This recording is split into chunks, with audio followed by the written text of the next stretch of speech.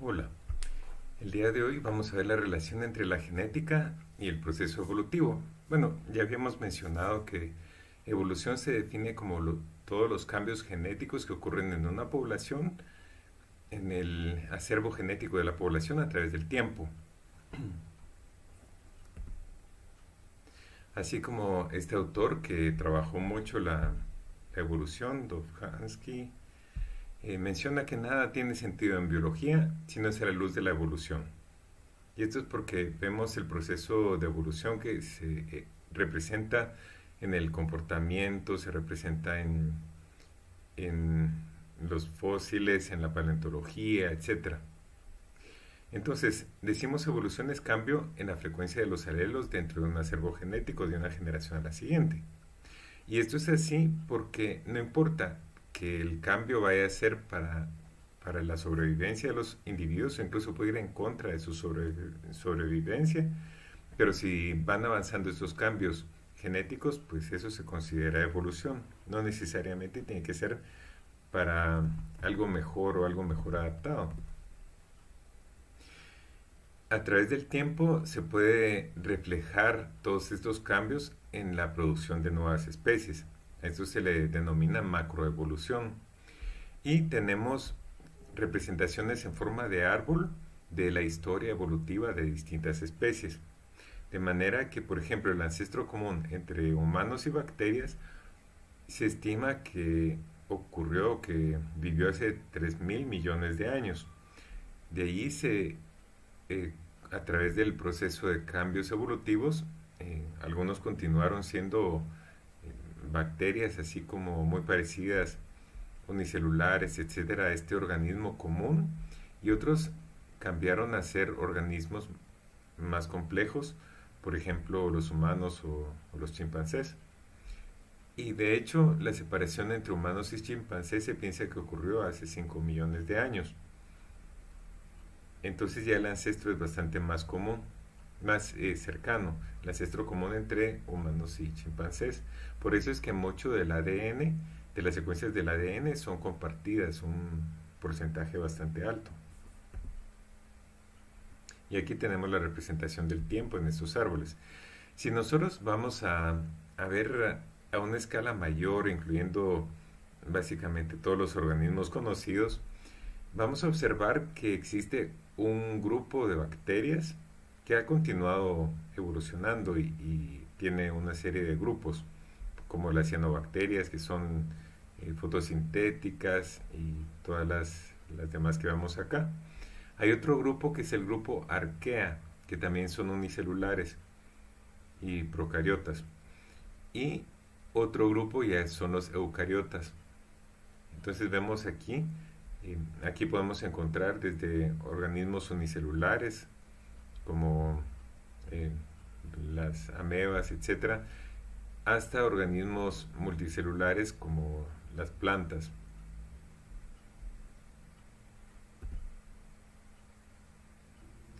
Eh, Creo que conocemos a Charles Darwin. Él fue el autor del Origen de las Especies. Es este libro muy famoso y también muy que ha provocado mucha controversia. Y él en este libro desarrolla su teoría de evolución por selección natural. Esta teoría no es única de él, porque más o menos en el mismo tiempo Wallace publicó un artículo también haciendo el mismo planteamiento como una hipótesis de evolución por selección natural. Sin embargo, eh, la profundidad de estudio que hizo Charles Darwin es muchísimo mayor e involucra en este libro las evidencias que existían en esa época. Realmente es un libro muy bueno, muy completo para los avances que se tenían en esa época.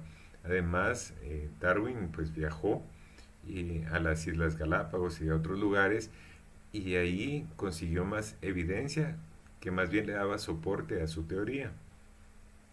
Bueno, originalmente pues era una hipótesis, ahora se considera teoría, que no como algo que es dudoso, sino más bien como que una hipótesis ha sido sujeta a estudios y ha sido tan fuerte porque no se ha podido rechazar a través del proceso de el método científico, de manera que en la actualidad se tiene una subió de categoría de una hipótesis a una teoría.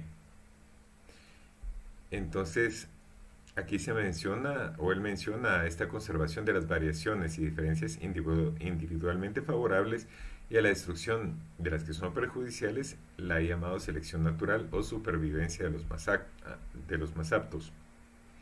Esto es, los aptos son los que tienen mayor cantidad de hijos en la siguiente generación, ya sea porque ellos sobrevivieron mejor y porque transmiten los genes que les permiten adaptarse mejor a su descendencia.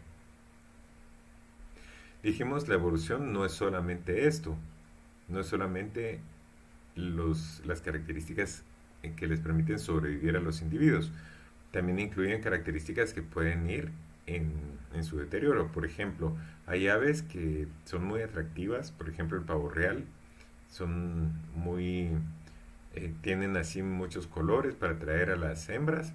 Sin embargo, este plumaje en exceso también les hace más difícil huir de los depredadores o los hace más atractivos para los depredadores, y entonces aquí los machos no necesariamente van a ser mejor adaptados que las hembras, que tienen colores más crípticos, es decir, que ya se confunden más con el entorno. Muy bien, acá tenemos una exposición de las aves que se encontraron en las distintas islas Galápagos. Y estos son los famosos pinzones de las Galápagos. Vemos acá también cómo son los picos y cómo difieren entre sí. Él encontró que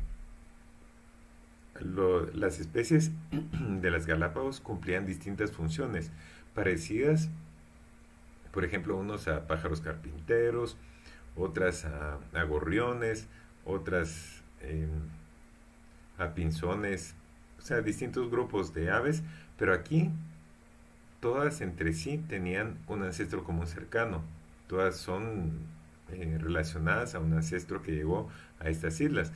Como estas islas surgieron del océano, entonces no había nada en ese momento y están lejanas del continente, entonces lo que se piensa es que llegaron algunos individuos del continente, se establecieron en estas islas y comenzaron a tener descendencia, y a través del proceso de evolución ocurrió lo que se le llama radiación adaptativa, es decir, se surgieron muchas especies las cuales tenían distintas funciones, ocupaban distintos nichos en estas islas. Y entonces por eso esto le dio como evidencia a Darwin del proceso de evolución. Lo que pasa es que como es algo lento, no se puede observar fácilmente así en el periodo de investigación de alguien, pero vamos a ver que sí hay algunas evidencias. Muy bien, el principio de la selección natural es que hay variación, y esta variación es heredable. También reproducción diferencial. Hay individuos que tienen más hijos que otros, especialmente los que están mejor adaptados o los que atraen más parejas. Y el principio de la herencia, que es que los caracteres que permiten una mejor adaptación pueden pasar a la descendencia. Entonces acá se habla de una variación heredable en aptitud. Esta selección puede ocurrir a distintos niveles. Si acá tenemos los gametos, puede haber una selección gamética. Algunos gametos, ya sean espermatozoides u óvulos, pueden sobrevivir mejor. Luego puede haber selección cigótica, cuando algunos cigotos que son formados por la fusión de los gametos sobreviven mejor que otros. Los adultos, algunos adultos sobreviven mejor que otros. Selección sexual, por ejemplo, algunos machos pueden tener más parejas y otros menos, y pueden tener menos hijos o más hijos. Y selección de fecundidad, algunos individuos pues tienen más hijos. Entonces, aquí podemos ver que pueden existir distintos niveles para la selección. Cuando se comenzaron a hacer estudios ya de genética de las poblaciones, se pudo observar que había mucha variación genética en las poblaciones naturales. Uno diría, bueno, si los mejores individuos sobreviven, los alelos que son malos se van a ir perdiendo. y entonces va a quedar muy poca variación genética. Sin embargo, sí se continúa encontrando muchos alelos, mucha variación genética. Y esto, hay dos teorías que explican esto. Una, la selección estabilizadora. Significa que los heterocigóticos, o sea, los individuos que tienen los dos alelos distintos, son los que sobreviven mejor. Y ya vimos que en el caso de la anemia falciforme, por ejemplo, que los individuos heterocigóticos ni padecen de anemia y son resistentes a la malaria, sobreviven mejor y tienen más hijos. También la selección dependiente de la frecuencia. Si, por ejemplo, hay una enfermedad que ataca y los genes de defensa de la población, los más frecuentes son de un tipo, entonces la enfermedad va a atacar a esta mayoría de individuos, pero no está como adaptada a los individuos que tienen, a los pocos individuos que tienen genes de defensa un poco diferentes, y estos van a sobrevivir mejor. Entonces aquí no se pierde la variación genética porque en algún momento los genes menos frecuentes son los mejor adaptados y entonces van a sobrevivir estos individuos y van a pasarlo en la siguiente generación hasta que se vuelven más frecuentes y entonces va a venir una enfermedad que ataque, que sea capaz de adaptarse a estos genes y entonces son los menos frecuentes los que van a tener ventaja. Entonces siempre va a haber variación genética.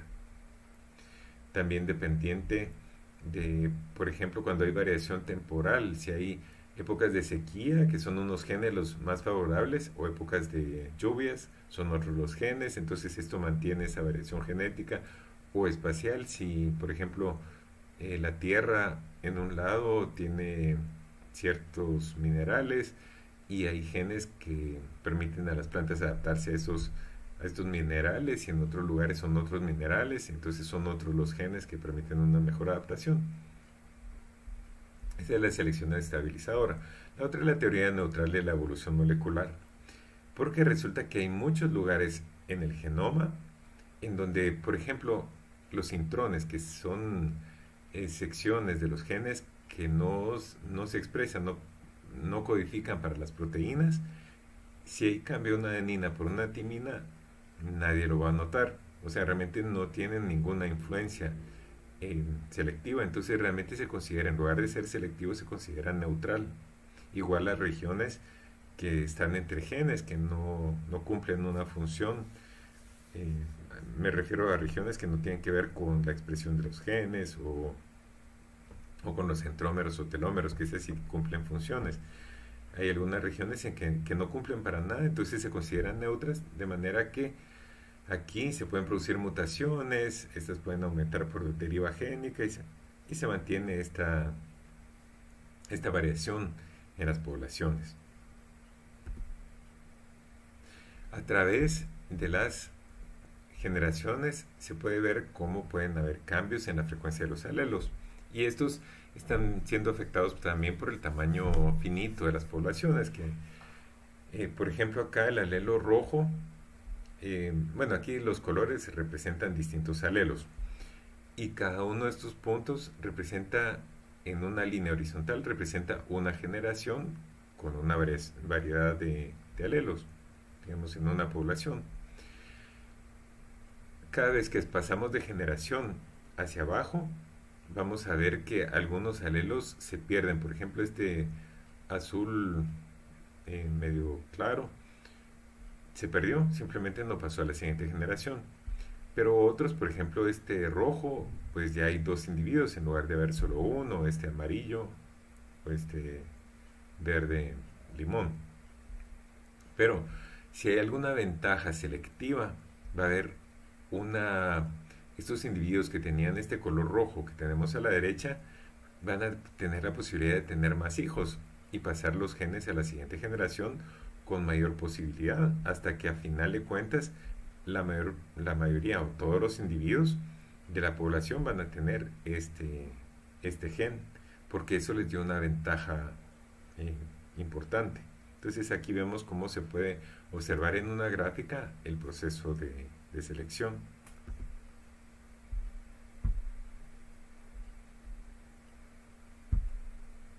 Muy bien. También es bueno considerar la teoría de la evolución ha sido bastante controversial y principalmente no por motivos de ciencia, porque las evidencias que se han encontrado a través del tiempo no han podido rechazar esta hipótesis, más bien han ido en apoyo de esta hipótesis. Por eso es que se elevó a categoría de teoría.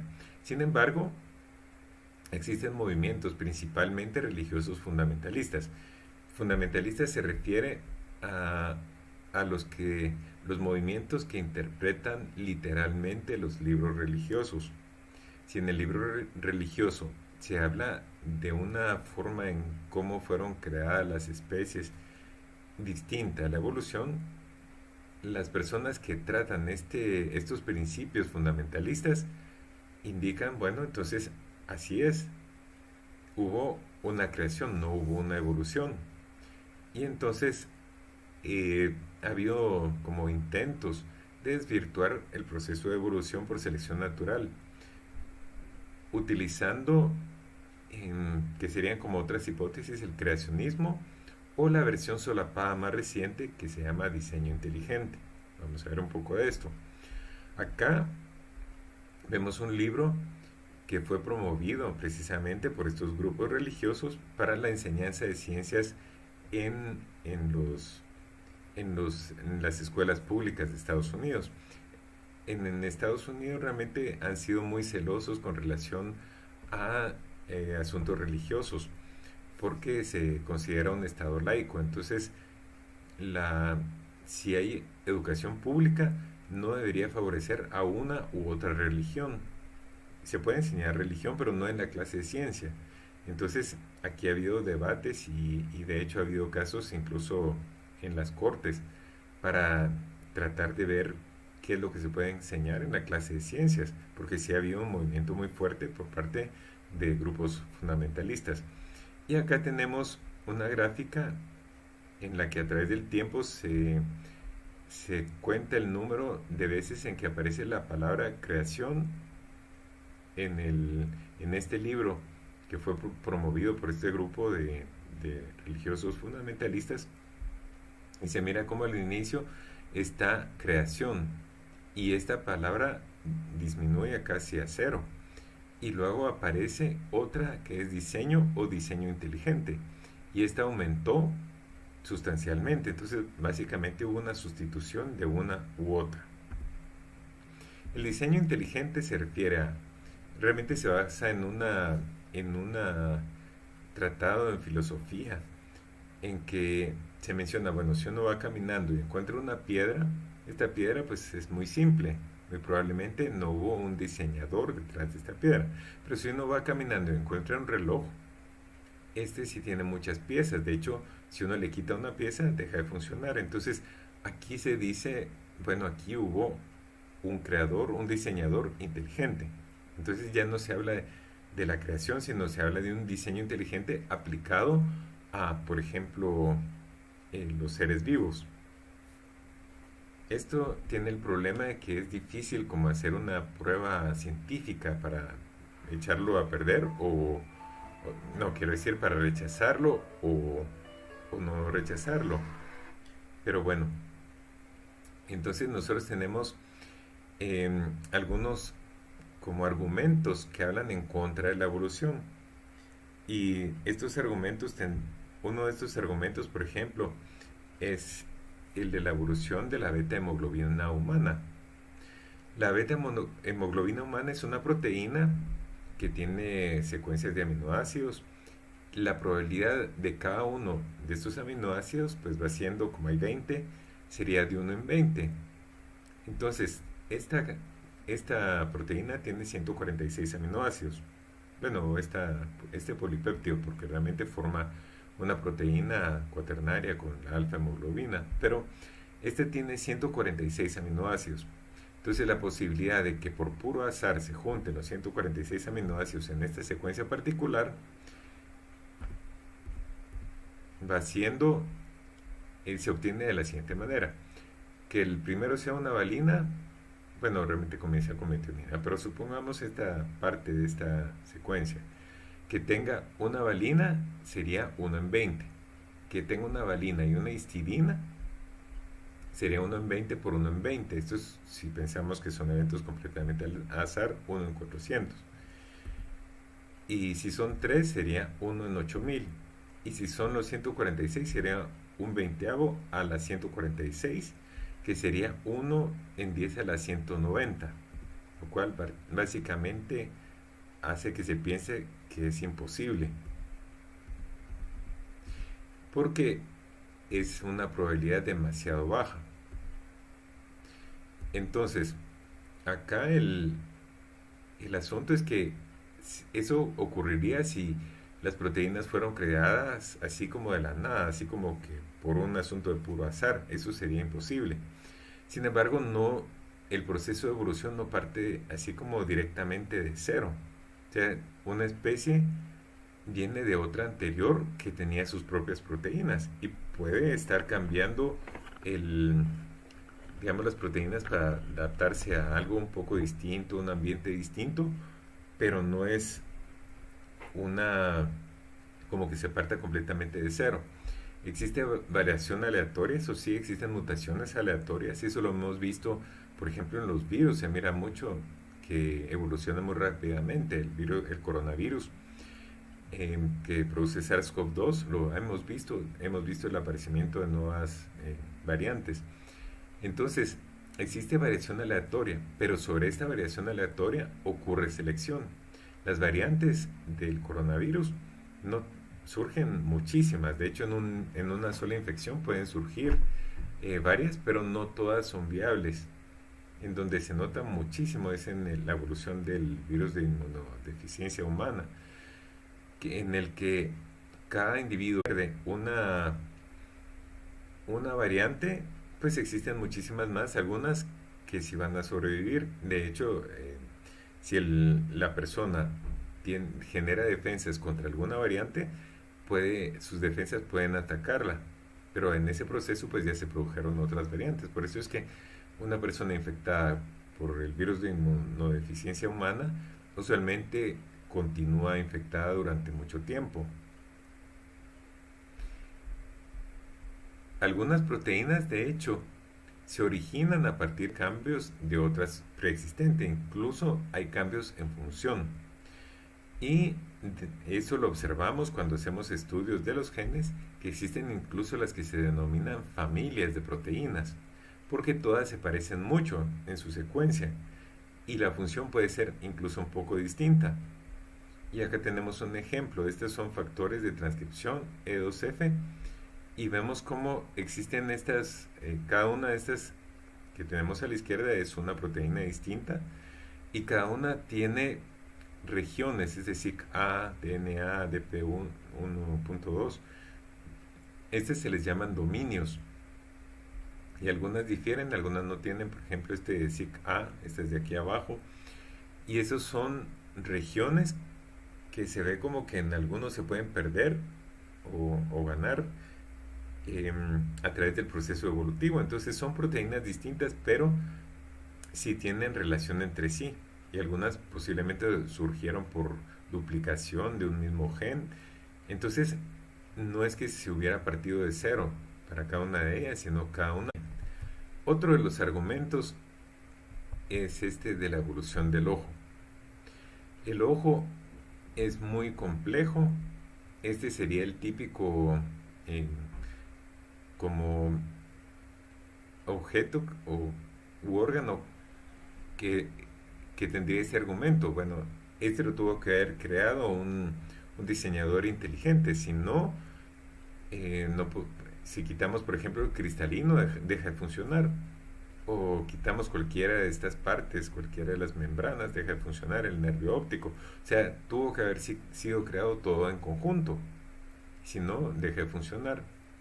Sin embargo, estos autores, Nilsson y Pelger, en 1994, hicieron una simulación por computadora que causaba mutaciones en las figuras y evaluaba la eficiencia de producción de imágenes, básicamente una simulación del proceso de evolución. Después de varias generaciones, se formaron ojos cada vez más parecidos al del ser humano.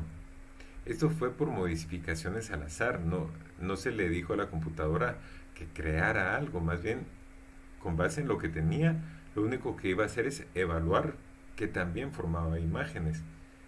Y entonces partimos de unos tejidos acá, de algo plano, a través del tiempo pues se comenzó a curvar, que esto permite por lo menos tener una mejor visión.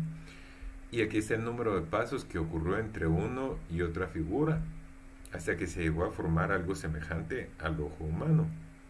Esto es como una simulación de la evolución en computadora.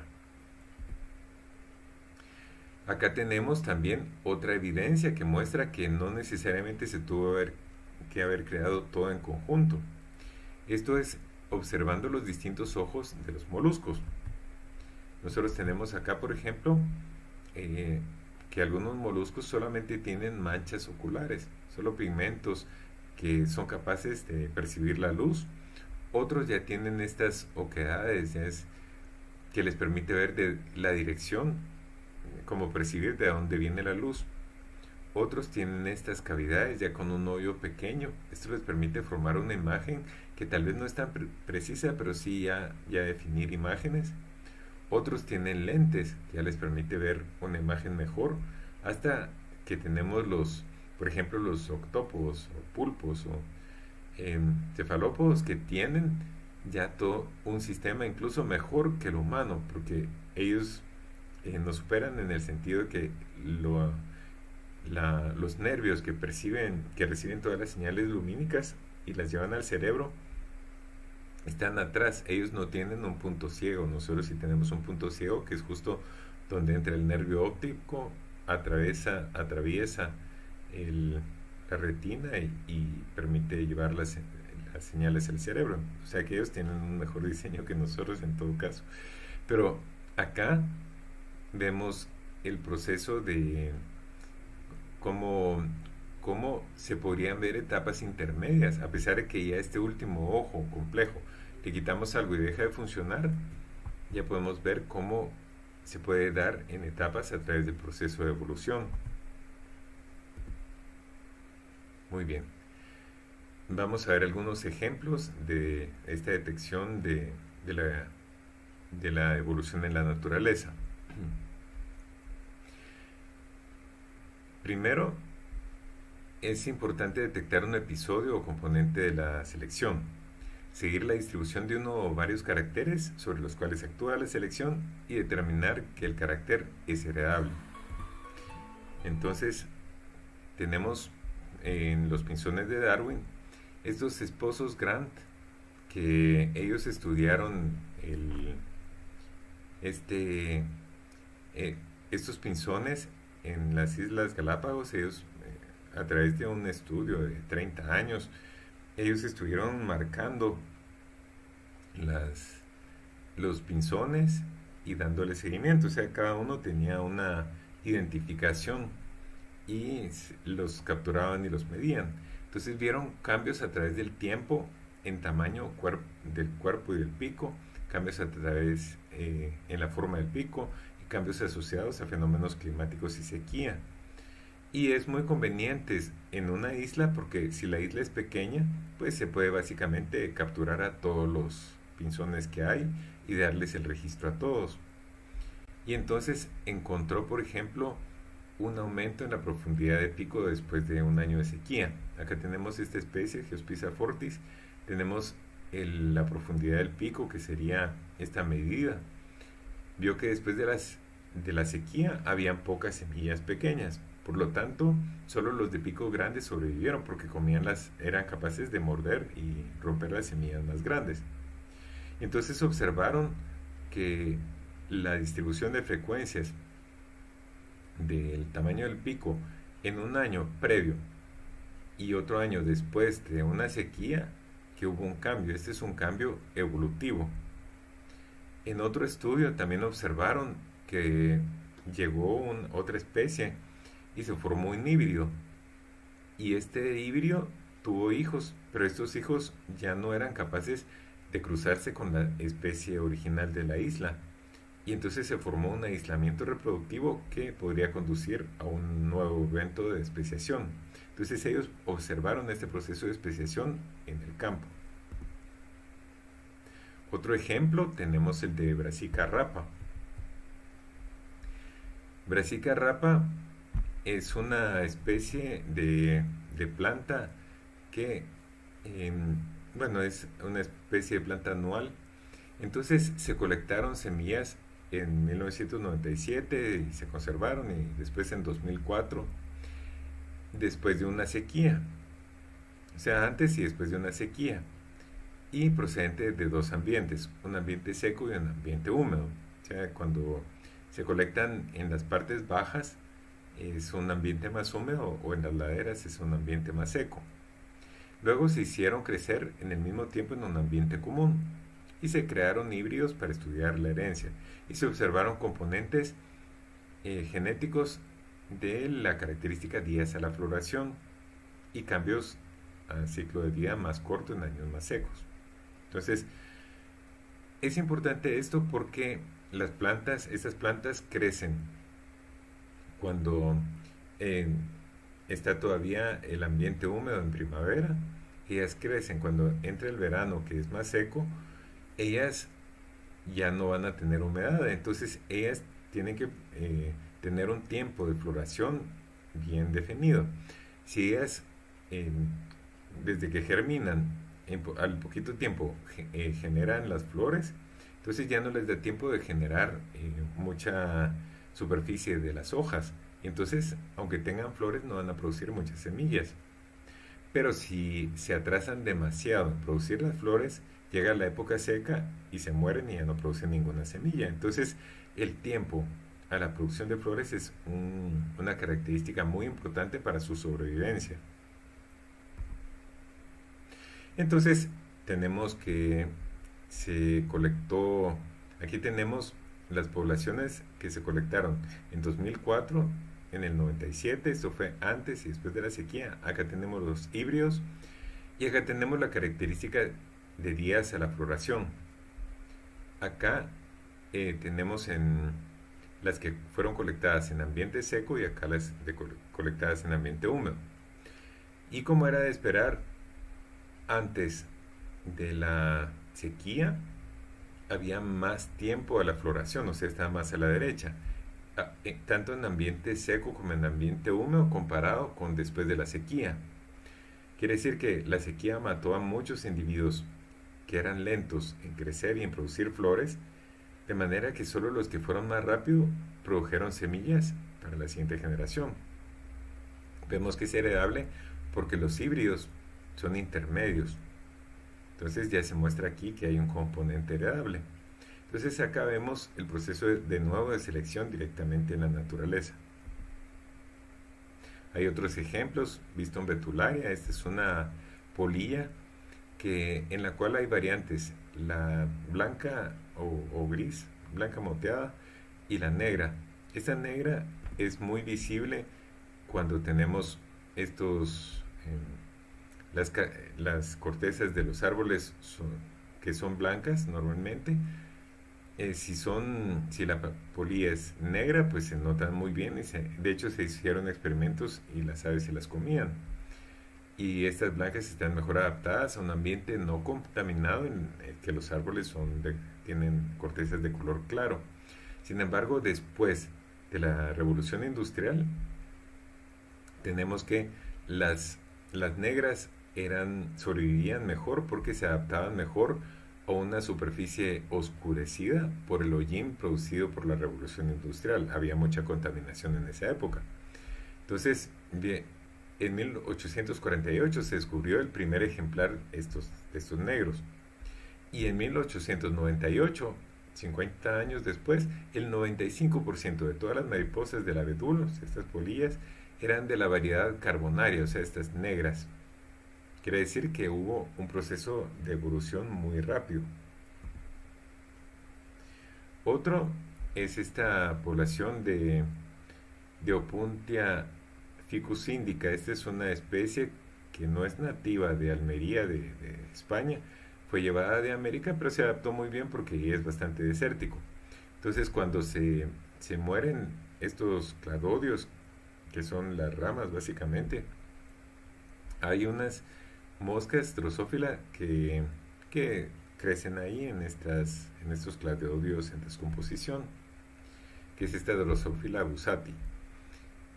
Se midió el éxito reproductivo y se vio que los individuos más grandes tenían más posibilidad de aparearse que los pequeños, o sea, eran más exitosos. Pero los individuos más grandes estaban asociados a una inversión genética y tienen un desarrollo más lento. O sea, para crecer más, pues toman más tiempo. Y lo cual puede actuar como selección compensatoria. Entonces, se observó la longitud del tórax en 1987 hasta 1996. Y se observó un aumento, porque los individuos más grandes son los que tienen esa ventaja reproductiva, sin embargo después bajó. Esto pudo haberse dado por una sequía, porque si hay sequía, los cladodios se secan más rápido, los individuos grandes ya no se pueden desarrollar, ya no tienen hijos, por lo tanto, la generación en la siguiente que crece, la siguiente generación ya no va a tener este tamaño tan grande y van a desarrollarse más rápidamente. Entonces, aquí se puede observar cómo el proceso de selección también puede afectar el tiempo de crecimiento de las larvas. También el proceso de especiación va asociado a eventos geográficos, por ejemplo, si hay aislamiento reproductivo o a eventos genéticos. Por ejemplo, cuando se forman poliploides, esa es una forma directa en que ya se forma una nueva especie. De hecho, los humanos hemos producido como un par de nuevas especies, por ejemplo, la rutabaga, que es un cruce entre dos especies cultivadas de planta, pero ya es un poliploide que tiene los genomas de las dos plantas, ya no se cruza con las dos plantas que le dieron origen. Y así tenemos también el trigo, por ejemplo, que es un cruce entre tres plantas distintas, tiene tres genomas distintos. Y entonces, ya una vez se produce algún individuo polimórfico, ya poliploide, ya es capaz de producir una nueva especie. Y los geográficos, pues puede ser que haya diferencias se vayan generando diferencias por la falta de intercambios genéticos entre las poblaciones y llega a ser a tal grado las divergencias que ya no son capaces de reproducirse entre sí. Puede ser porque no se reconocen así machos y hembras, o puede ser porque eh, aunque se apareen, ya la descendencia ya no tiene posibilidades, ya las diferencias genéticas en los cromosomas ya no se aparean tan bien y los cromosomas, y entonces ya no se produzca un individuo fértil, como en el caso de las mulas, que no pueden tener descendencia. Entonces, un punto importante es el aislamiento reproductivo, que es un punto sin retorno, y ahí ya comienza a haber ya destinos genéticos distintos para las poblaciones. Acá tenemos las islas de Hawái y un estudio en Drosophila en el que se encontró, se dio seguimiento para ver cómo fueron las colonizaciones de las especies de Drosophila y básicamente cómo se formaron a través de aislamientos. Acá tenemos el aislamiento por geográfico. Si tenemos la población original así, en especiación alopátrica es cuando existe alguna barrera que forma dos poblaciones que ya no intercambian genes, y después, aunque se unan, van a permanecer como especies distintas. La peripátrica es cuando de la población original se va a una población así, a algún lugar aislado en los márgenes, quedan aislados por mucho tiempo y se forma una nueva especie. Parapátrica es cuando ocurre una división que se conquista un nuevo nicho y entonces así se produce la nueva especie. O simpátrica, que es en la misma población, pero que ocurrió algún cambio, por ejemplo, un polimorfismo o estos procesos de hibridación. Entonces ocurre el aislamiento. Hay un experimento que se hizo con aislamiento reproductivo parcial de poblaciones de Drosophila. Esta es una especie que se mantiene en el laboratorio. Y se les dio distintos alimentos, estaban en distintos contenedores durante mucho tiempo. Esta básicamente fue una evolución en, en el laboratorio. Y después de varias generaciones, más de 8, se les volvió a colocar y se vio que las que se alimentaban con almidón preferían buscar pareja de las mismas que se alimentaban con almidón y las que se alimentaban con maltosa también. Entonces ya existía una separación entre especies. Muy bien, las filogenes moleculares va siendo la construcción de las historias evolutivas para las distintas especies. Acá tenemos de los gecos en la isla de Madagascar, y aquí vemos sus relaciones filogenéticas. Mientras más cerca se unan las ramas, es porque el ancestro es común, es más cercano en el tiempo. En cambio, cuando las ramas se unen muy lejos, por ejemplo, entre esta roja y esta azul, porque el ancestro quedó muy lejos.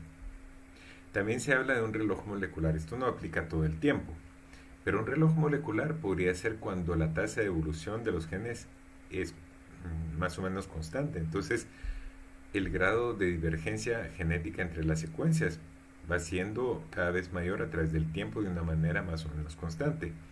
Esta suposición de reloj molecular nos permite incluso en algunas especies poder estimar el tiempo en el cual se separaron, como la antigüedad de las especies.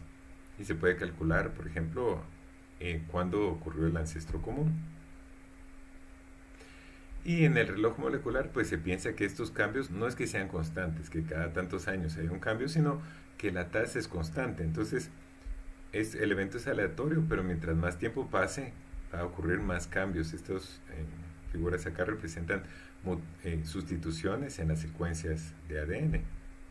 Mientras más tiempo pasa, pues más posibilidades hay que haya alguna. Se han hecho estudios, por ejemplo, Neandertal es una especie que ocurrió junto con Homo sapiens, pero ya se extinguió. Entonces, ya se ha logrado secuenciar la, el genoma de los neandertales. Esto costó mucho porque es únicamente a partir de fósiles que el ADN se degrada, pero ya se consiguió. Se encontró que en humanos modernos entre 1 y 4% del genoma proviene de neandertales. Quiere decir que si hubo algún tipo de intercambio genético entre Homo sapiens y los neandertales. Algunos genes neandertales son frecuentes en humanos, como este BNC2, que afecta el color de la piel y está presente en 70% de los europeos. Por cierto que los neandertales vivieron en Europa. Colectivamente se encuentra que el 20% del genoma de neandertales en humanos. Vamos a ver un ejemplo de aplicación de la teoría de la evolución en un caso práctico. Uno normalmente pensaría que, bueno, la evolución es algo teórico, ahí vemos las evidencias científicas, etcétera, pero no le vemos la aplicación tan directa. Y realmente, hasta ahora, por ejemplo, con el caso de la pandemia, el coronavirus, vemos cómo va evolucionando el virus y vemos que cada variante trae hasta ventajas selectivas para este virus que le permite contagiarse más rápidamente, más efectivamente, y cómo unas variantes superan a otras. Entonces ya vemos cómo nos afecta la evolución directamente. Acá hay otro caso relacionado con un pacientes de un doctor, de un dentista en Florida. Resulta lo siguiente, que de repente comenzaron a aparecer casos de SIDA en personas que pues monógamas, que no que no usaban drogas, o sea que no tenían ninguno de los factores de riesgo Y entonces, por supuesto que esto llama la atención, porque si este virus comienza a ser mucho más contagioso, pues puede ser un peligro pues a nivel mundial. Entonces se investigó y lo que se hizo fue tomar muestras de las personas que resultaron infectadas con este virus y, y se compararon entre sí, se elaboró un árbol filogenético. Se observó entonces que todas las secuencias de este virus, de las personas que iban apareciendo, se parecían entre sí. O sea, eso lo que decía era que existía un origen común de, de los virus que tenían estos pacientes. Y se hizo un estudio, se encontró que todos estos pacientes habían llegado a la misma clínica para hacerse tratamiento dental. El dentista falleció precisamente de SIDA, pero se logró obtener una muestra y se sacó la secuencia del virus que contenía este dentista. El virus del SIDA, de inmunodeficiencia humana, es un virus ARN, por lo tanto cambia muy rápidamente, tiene muchas mutaciones, entonces sí es posible darle seguimiento al de una persona en particular. Y se observó que los pacientes eh, que, que resultaron infectados, que fueron a esa clínica, contenían el mismo o una secuencia muy parecida al del dentista. Por lo tanto, hubo un contagio directo de este dentista a estos pacientes. Ahí sí, muy probablemente, aunque desafortunadamente el dentista falleció, ya no se puede averiguar mucho, pero aparentemente hubo un contagio voluntario por parte del dentista a sus pacientes. Pero para poder tener un control con relación a pacientes que tenían el virus, pues se tomaron muestras de otros individuos no relacionados y se encontró que ellos no estaban tan cercanos como los pacientes de este dentista a la cepa o a la secuencia del virus que provenía de este dentista. Aquí lo que se hizo es tomar, como el virus realmente son muchas secuencias las que hay en una persona infectada, entonces se tomaron las secuencias más dispares para poder elaborar el árbol filogenético. Por eso es que, por ejemplo, el paciente B aparecen dos, eh, dos secuencias que están en este árbol filogenético. Pero aquí se encuentran todos los que tienen esa relación con el dentista. Entonces, de hecho, ya solo con esto, si se hubiera llevado a juicio, ya se hubiera hecho la investigación y de repente hubieran condenado al dentista por haber contagiado a sus pacientes, ya sea por hacerlo voluntariamente o por haberlo hecho por no tener las medidas de higiene o no sé, es difícil como eso ya lo decidirían en las cortes. Pero aquí tenemos un caso en el que sí se puede demostrar la importancia del estudio de la evolución en caso de enfermedades. Y de hecho no se ha hecho solamente en el virus de inmunodeficiencia humana, sino también en otros virus y bacterias para poderle dar seguimiento a cómo ha sido la infección. Por ejemplo, en la actualidad tenemos una infección con la viruela símica o viruela del mono y se sabe a cuál cepa o variante pertenece, que es una variante que es menos agresiva que otra que se ha encontrado en África. O sea, sí se le puede dar cierto seguimiento de dónde vienen las muestras y cómo va evolucionando a través del tiempo. Otro caso tenemos de un cirujano que contagió a un paciente. Entonces se hizo el mismo estudio, se obtuvieron las secuencias del virus. El cirujano posiblemente se contagió con una aguja y esos accidentes ocurren como parte de los riesgos que hay en el trabajo de los médicos. Pero en ese momento el doctor no sabía que tenía el virus y él continuó haciendo muchas cirugías. En este caso, una de las personas que se sometió a la cirugía resultó con la enfermedad, con el virus. Y Este paciente fue uno de los 3004 pacientes que fueron operados por este doctor. O sea, realmente aquí no se notó como una intención de haber contagiado, pero fue muy probablemente en el momento de la cirugía hubo algún tipo de transmisión. Y la transmisión realmente es muy baja, o sea, se demostró en este caso que fue muy baja, pero sí se le pudo dar seguimiento quién fue el que provocó este contagio. Y entonces, también otro asunto es que el doctor, como no sabía que era positivo, tenía el virus en la sangre, no tenía ningún tratamiento antirretroviral, que de hecho un tratamiento antirretroviral efectivo lo que hace es disminuir tanto la cantidad de virus que ya la persona ya es incapaz de transmitir la enfermedad o reduce muchísimo la posibilidad de que esta persona transmita la enfermedad.